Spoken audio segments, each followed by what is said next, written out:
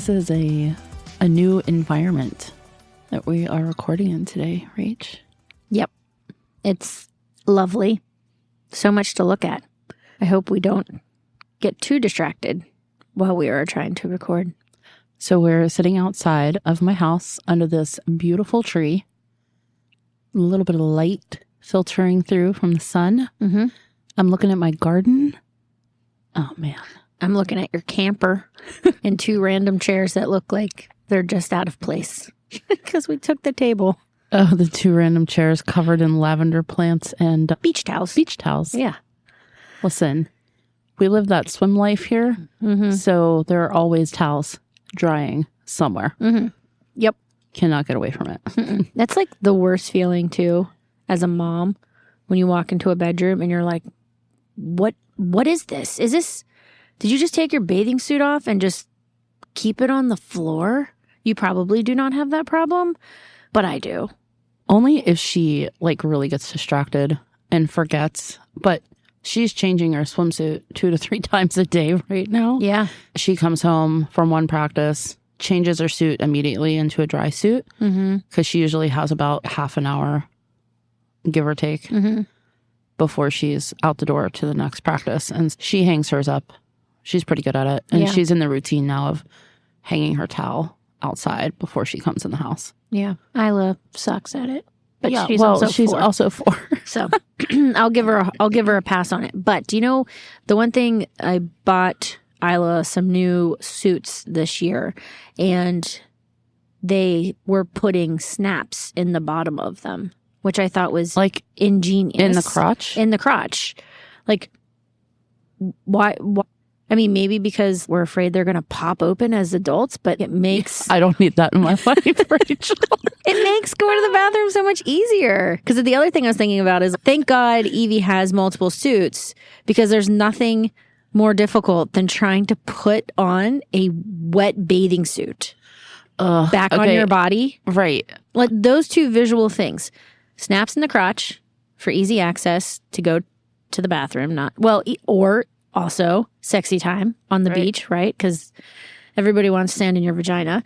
Or also, it's a Olympic sport of trying to get a wet bathing suit back on after you take it off. I think they should add that to this year's Olympics. Yes.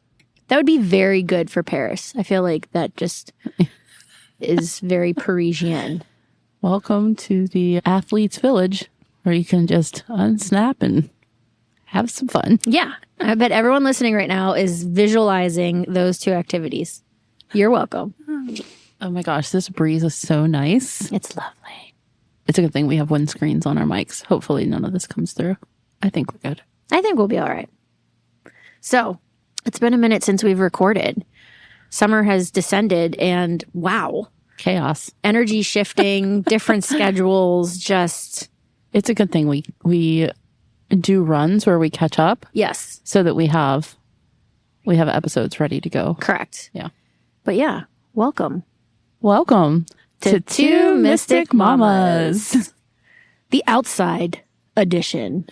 You know, we are talking about astrology today, so I think that this is a beautiful place to be talking about how planetary alignments can affect our life. Yeah. And, you know, astrology is one of those areas that, you know, I don't want to say you either believe in it or you don't believe in it, but I think there's so much truth behind it. I think that when you think about the universe and galaxies and how small we truly are as a planet, and then you take into account how small you and I are as humans on this planet, right? I think there's just so much truth around all of it. The stars, the alignments of the planets, how they move, why they move the way they do, at what speed, the retrogrades, the solar flares, all of those things have an impact on energy and therefore have an impact on us. Right, because the energy is all connected. Right. So it would be foolish to think that those things don't have some sort of an impact on us when we can simply just look at the tides and how they're affected by the moon. Right. And how it's all connected. It just is mind-blowing when you think about how intricate and how microscopic things are and how they're connected, but and then you blow that out into a big picture type visualization, and it's like, whoa. And the fascinating thing too is it's not super studied. It's in every single culture, but they always say, there's no scientific evidence. And yes, there is. It's called your intuition. You know it to be true, right? Yeah, technically speaking, they do not have a, something material that they can hold in their hand. And well, the only reason they don't is because no one spent the money to do it, because there's not a lot of money in astrology. There is in all the other money-making blah-blah-blahs that have. I do think there's a fair amount of people that have bridged the gap between astronomy and astrology. And I've been trying to get more into following and kind of researching people. Or quantum physics. Like oh my God. I mean, you could go down some rabbit holes here. So fascinating. Mm-hmm. I can get down with some quantum physics. Yeah. There's plenty of scientific research to support or point you in the direction that there is a lot of validity behind this. Yeah, without having concrete material facts, so to speak. Mm-hmm, mm-hmm, yeah. Mm-hmm. We are talking about Mercury in retrograde. Yeah. I think there are so many memes that exist about Mercury in retrograde. Yes. Well, we found that website, retrograde.com.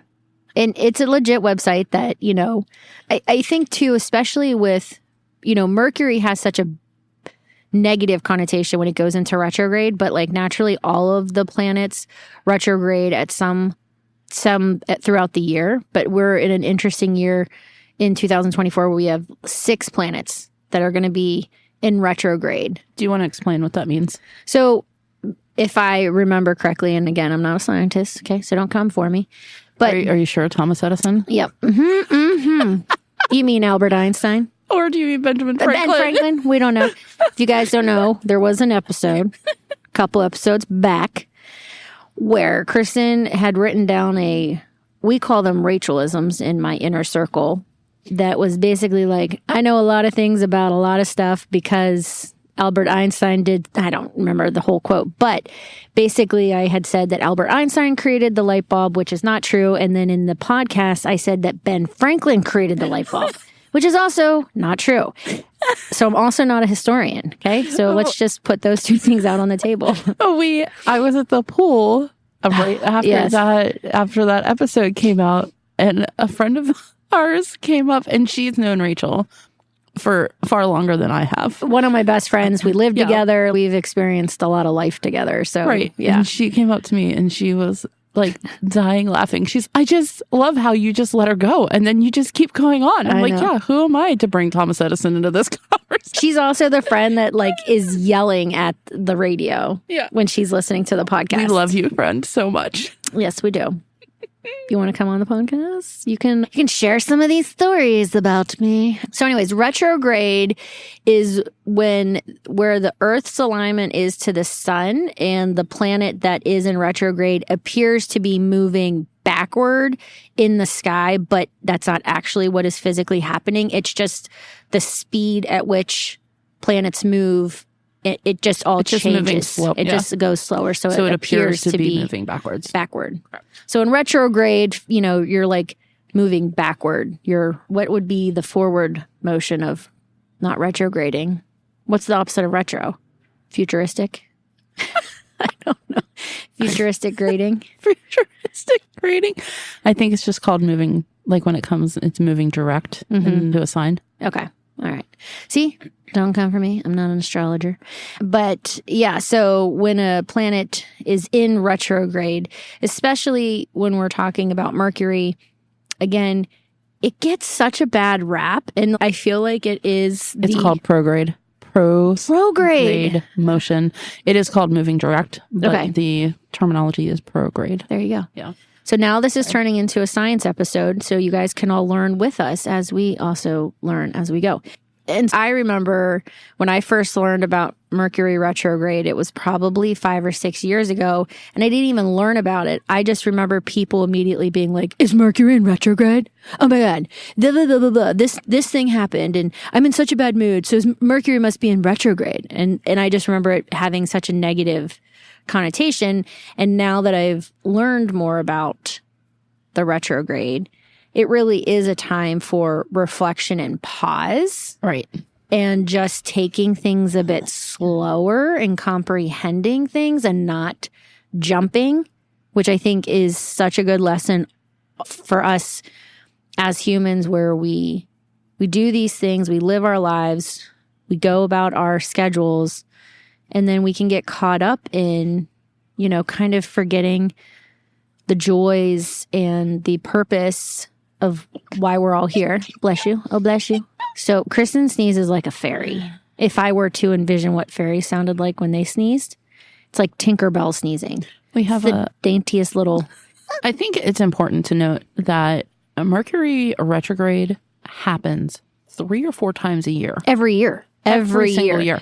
So this is not something that just comes out of the blue and whips your life up into a frenzy. Right.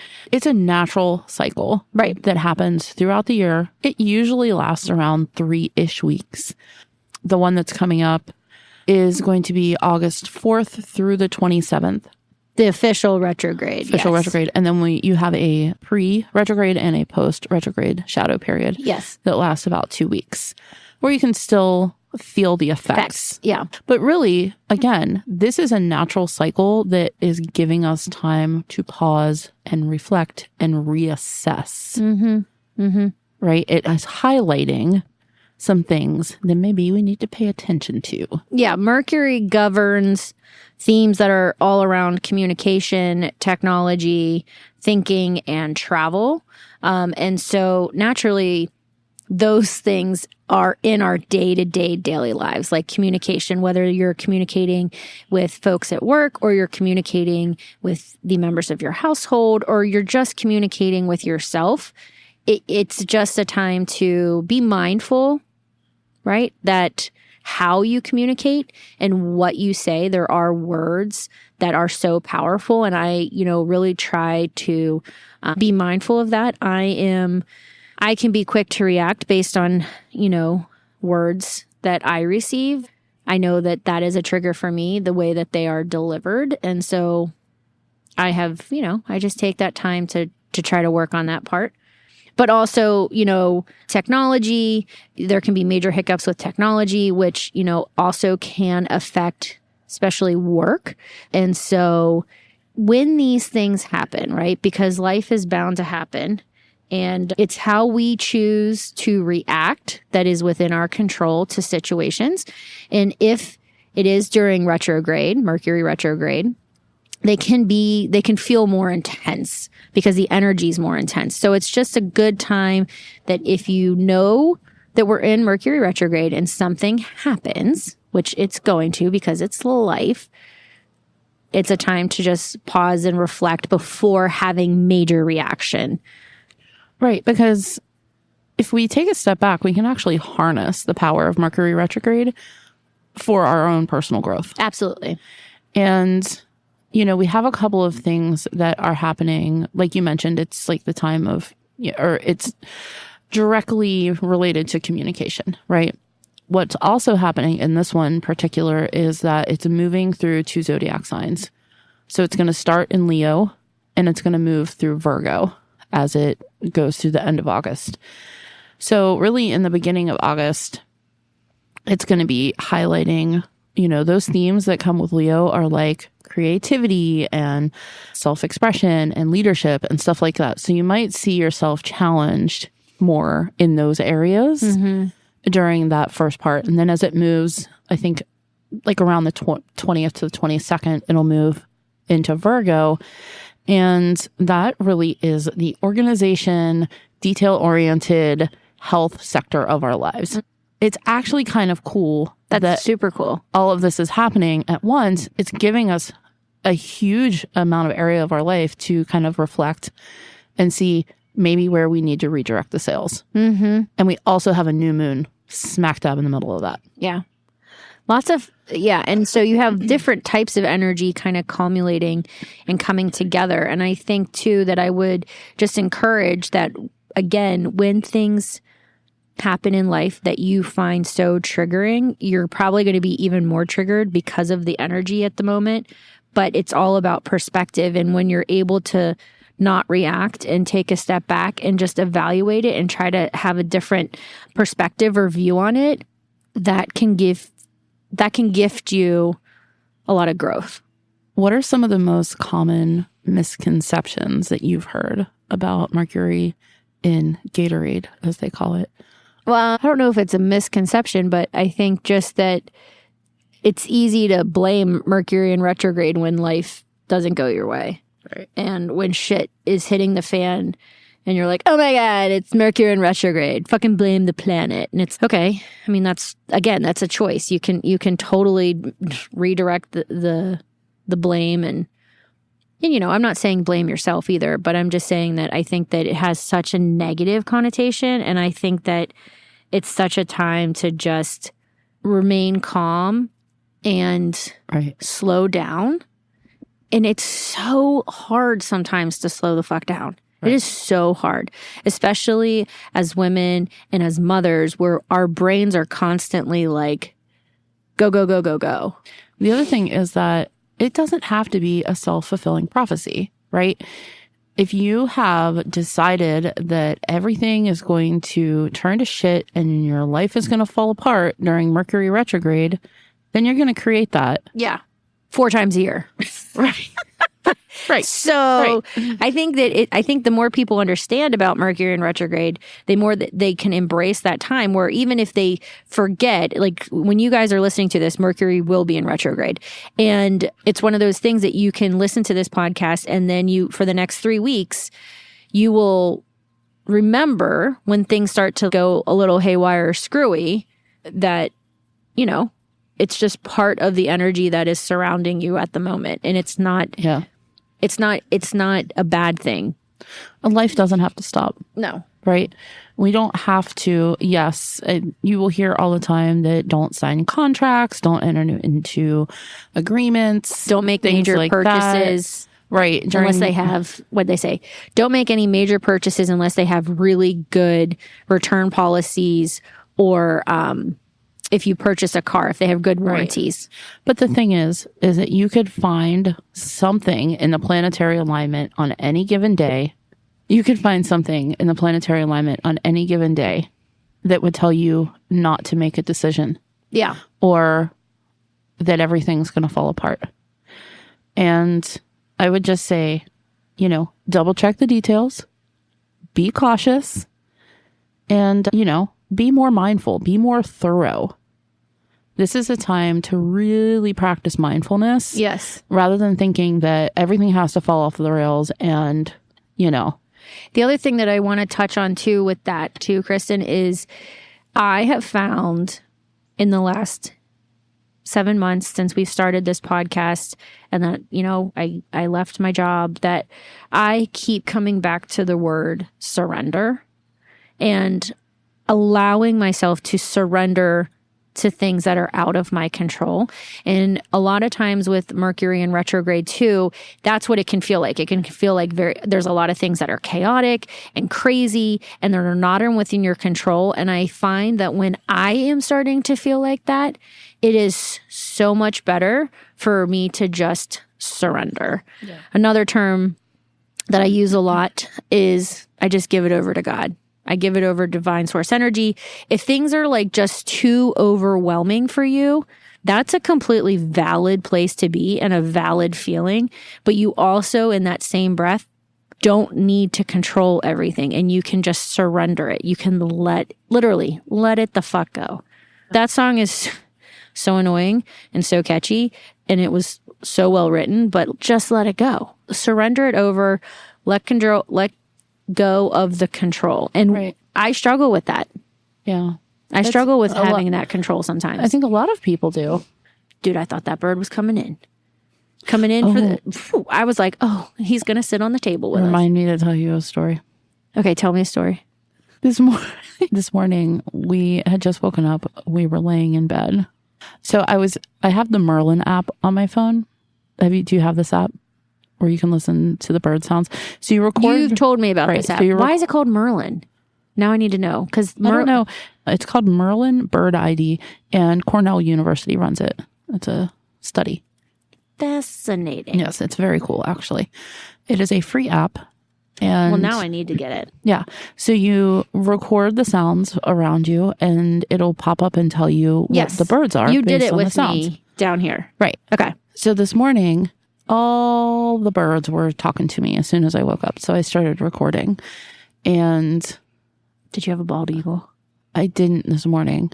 I had a American robin, cardinals. Typically we have a longer list, but this was just American robins, cardinals, blue jays, and the crow. Oh, the crow. The crow continues to pop up for me, you guys. Spiritually, all things point to crow. I am getting messages from the other side. Good omens. It's really great. This morning, as I'm recording, a crow lands on my roof.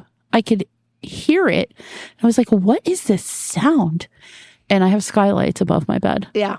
And I look up and there's just a crow staring in the fucking bedroom at me. And then he looked at me and then just took off. And I was like, oh my God. We've talked about this about learning to talk to crows. Yes. Now they're landing and staring at me while I sleep. I have peeping deer. I have peeping crows. I might need to stop sleeping naked. No, embrace it. Embrace that lovely body of yours. They do. That's probably, I mean, again, peeping has a negative connotation, but I feel like with nature, it's... Look at this fine piece of ass. I mean, exactly. They're like, I'd tap that.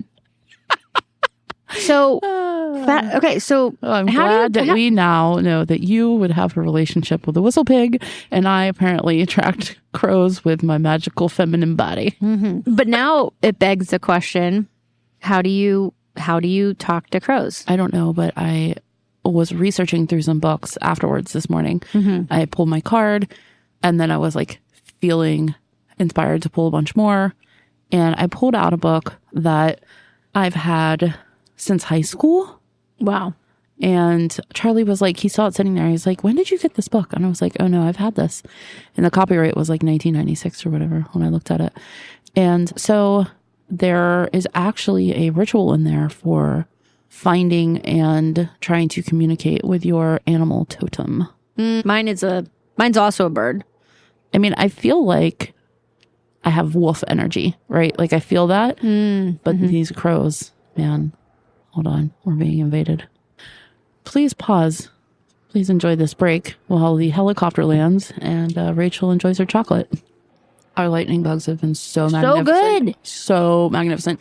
You should the lightning bugs have been insane. You have to come out here one night because if you just look up, they're all through in the trees. Yes. I mean, it's fucking magical. So when we were at my parents' house, Tom was, what?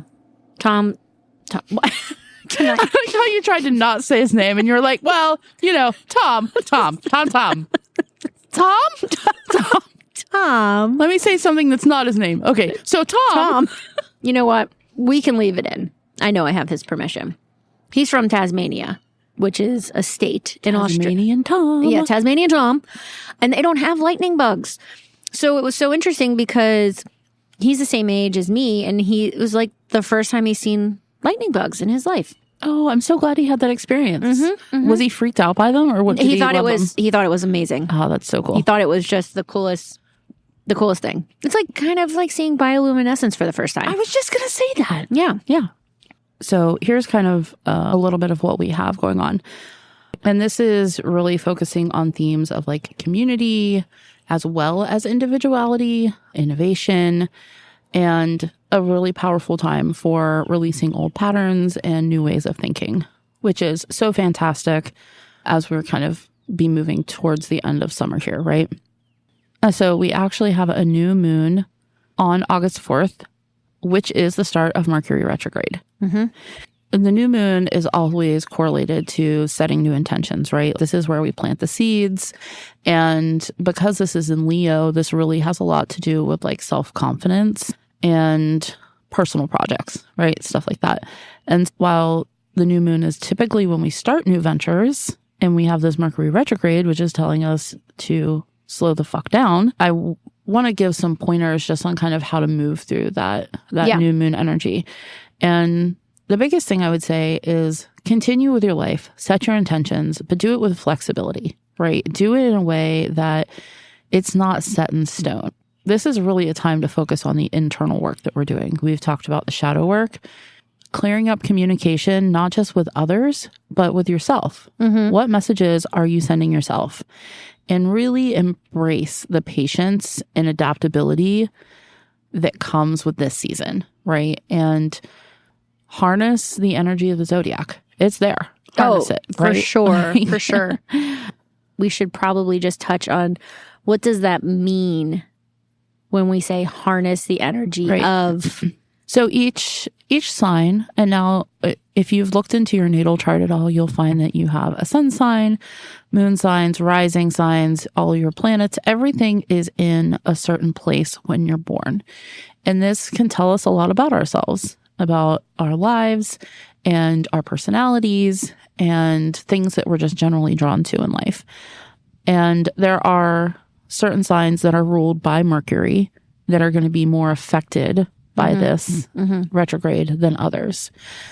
I am one of those signs, Gemini, and I believe Virgo is another one of those signs, which is also happening during, that shift is happening during the Mercury retrograde. So Virgos, watch out. Yep. And a good way to harness energy is doing any sort of meditation, grounding exercises where you find time for yourself to be, get out of your ego, try to get into your higher consciousness, just try to raise your vibration up and absorb what is coming to you. Right. If you are a Leo or a Virgo, you got a lot happening right now. I believe Venus is also retrograde in Leo. And Mars is in Virgo from July 25th through September 7th. And I think Pluto, is it Pluto? There's 6 planets that are going to be in retrograde at the same time. That's a lot. That's a lot. Yeah. Yeah. And I think, again, if you're new to astrology, this can be very overwhelming. I'm just talking from personal experience because I'm like, there's 12 houses and then you have a sun, moon, rising, and then you have a blah, blah, blah. And you're like, what the fuck? And then you have your sign. And I like to complicate things because that's just how I roll since I was born. But I'm a cusp baby. So I'm a Scorpio Libra cusp. We were just talking about that too, where Kristen's, I feel like you are somewhat Scorpio, but like I feel more Libra. And I've never really... looked into Libra. I've always to just explain the cusp, if you were born really anywhere from like the 17th to the 25th of your month, you're a cusp baby. I am also a cusp baby. Yeah, so it means you kind of got a foot in both signs. You're kind of like, you get, because I with the Scorpio, I was telling Kristen is, the scorpion is the symbol for a Scorpio, and naturally they have a stinger on the back of their tail, and they can, they use that to dismantle and disable and kill their predators.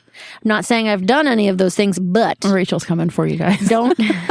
don't cross me, because I'm like, I can be not cool. I try very hard to never go down that path unless like you are just so deserving of it. I can't even tell you the last time I like lost my shit on somebody other than my children. Bless those humans. Why is it that we lose our minds on the people we love the most? What is that? Because we feel safe and comfortable, and we know that even when we're acting in ego and in our shadow self, that they're going to still love us. Yeah. It's so true. And our children, naturally, they will, It's the same reason that our kids will act out to us more than they will to other people. Oh, it's the people that they trust and love. Yeah. Yeah, I lost my mind the other day on the kids on Saturday. And I'm just going to share it out there because I need to own this. And I immediately felt shame after I did it. But this is something that I'm really trying to work on. So like Emmeline and Graham were playing. They were on the phone with my best friend. They were FaceTiming. And Emmeline put Graham on her shoulders And she apparently asked him if he farted, which he hadn't, but then he did. And so she launched him off her shoulders onto her floor. And she did it with such velocity that he hit the floor, skidded, and slammed into her bed. And I could hear it from my bedroom. So I was like, and of course, Isla's playing Gummy Bear on the speakers. And of course that song would be on while this is it was going blaring on all of the speakers in the house for some reason. She's learned to do that, not just in the kitchen, right? So I was like, hey, Google, stop. And I like run into the room and I just see Emmeline's, I didn't mean to. And I was like, what in the actual fuck is wrong with you guys? And then I like picked the phone up and I was like, hey, I gotta go. And I hung up and I was like, oh, and I felt such shame for reacting like that. It was so triggering. And so I just stood there and I like did some deep breaths. And Emmeline's crying and Graham's crying and I am on the verge of tears. And here comes Isla. Hey, Mommy, why did you turn off Gummy Bear? I was dancing in the kitchen. And I was like, ugh. But it broke the tension, right? I was like, so sorry, Isla. Go ahead. Go put it back on, right? And then I just turned to Emmy and I was like, I'm really sorry that I said that. Well, I said it to both of them. I was like, I'm really sorry I said that. I'm really trying to work on not reacting like that. I said, I find these types of situations very triggering, because, and Emmeline's, well, I was like, Emmeline, you don't know your own strength and your brother is a fucking feather. If you're going to throw him, he's going to go. It's not like trying to throw daddy. Yeah. Okay. Also recognize everyone just has a responsibility in the whole scheme of things, right? Right. And then I brought it in. We all hugged. Tried to get it to that 20-second hug part, but then I had to call my best friend back and be like, okay, you witnessed a very vulnerable, raw parenting moment. One that I would not broadcast out that happens, but it does. And I think it's great that you're sharing it. I immediately felt shame. Oh, babe. And I think that's part of that shadow work for myself, right? I mean, nothing is going to bring out what we need to work on and highlight that more than our children. Mm-hmm. Nothing. No, I mean, because here's the thing. We look at our kids and we see parts of ourselves that we feel shame of in ourselves sometimes, right? Mm-hmm. Or that we have passed along a certain trait or whatever it might be. Mm-hmm. And when we see our children act out in a certain way where we've maybe acted out in the past and have felt remorse, regret, shame, whatever, for having acted that way, it's almost like we are reacting to ourselves, not to them. It's so true. Right? Even if it's the first time that they've done something. No, it's so true. And shame is such a powerful feeling. And I think shame, and again, this is just my own personal take on it, but shame for me, I'm not comfortable with shame. I tried to get out of feeling shame almost as soon as I get into it. Remember, discomfort is not a threat. No. It's there for us to grow, to learn. And the same thing with Mercury retrograde. It's not a threat. It's not. It's not. This is really... And it's the fastest moving planet. So it's kind of like as soon as we get into it, we get out of it too. Right, because there's other planets that stay stationed for 7 years or 20 years or 15, 40 years, right? Yeah. Like Uranus is one of those, I think, that is in like this 7-year stretch of being in Taurus where it's like, stretch. Expect the unexpected. Yeah. It's changing. Yeah. Right? I read a quote that when we were doing some research for this that said, the more you can embrace chaos or lack of control, the better you'll survive this cycle. Right. So again, it's just... I'm primed and ready for this because I live with chaos and his name is Charlie. Oh, yeah. He's been training me for Mercury retrograde. He is so great. I think he prides himself on being there was able a to quote, sprinkle chaos everywhere. Yeah, I will quote him earlier. He came out to set up this table for us. And we were walking out and I just want to know the placement that I should put the table because I'm not sure which direction the sun moves. And I was like, well, I hate to share this this fact with you, but it goes east to west every single day. Calm down, Thomas Edison. He's I know, Rachel. I got your back, babe. I won't let her talk to you this way. Yes, she will. I will. She totally gave him a load of shit for cooking earlier, too. Wow. Bless his spirit. We broke the hot dog today. He almost boiled them. I was like, no, do not. I do not want a boiled hot dog. Thank you so much. And then he prided himself on saying he made you guys dinner on Saturday. And I was like, oh, what'd you make? He's a pasta. I was like, so you boiled water? He's like, yep. And heated some sauce up. But I also made he chopped some garlic and some onion. I will give him this. We were fucking exhausted on Saturday because Evie had pasta is the best when you're yeah, she was on deck at 6:40 a.m. Yeah, and we had the 40-minute drive. Yeah So it was an early one. Her alarm was set for 4:30. Yep, she set her alarm for 4:30 on Saturday morning. Yeah, that's a lot. Well, someone's now mowing their grass, so I think we are timing to. Yep, I think it's time to wrap this up now that we have. It is a very quiet battery-powered mower, but it's a mower nonetheless. Guys, this is not a time to be afraid, right? Evaluate what habits or what processes you're doing, or, how can you move through this time in a way that's going to be beneficial and peaceful and harmonious and really transformative. It doesn't have to be crazy. Yeah, just control your energy. Control how you react to things. Take a step back. Just embrace and surrender. Such a good one. And you'll flourish. You'll be you'll come out of it feeling refreshed and recharged.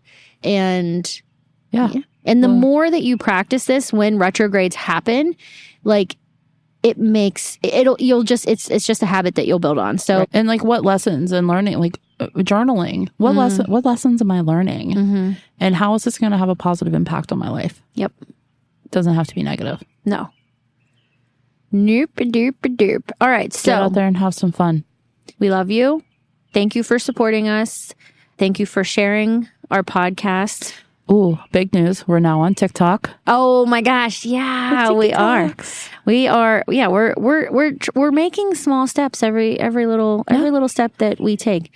Every little step I take, you will be there. All right. Well, as always, we try to end this in a way that just gives you guys what you need to take from this podcast episode and move into your week. And so we hope you have gathered something that was useful for you that pertains to like whatever it is that's going on in your life. And just know that we are here and we love you and we care for you. And we can't wait to share the next episode.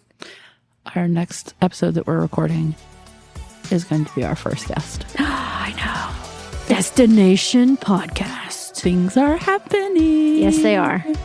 And I'm very excited about that. Yep. Good energies happening on that front. All right. Well, love you guys. See ya. Bye.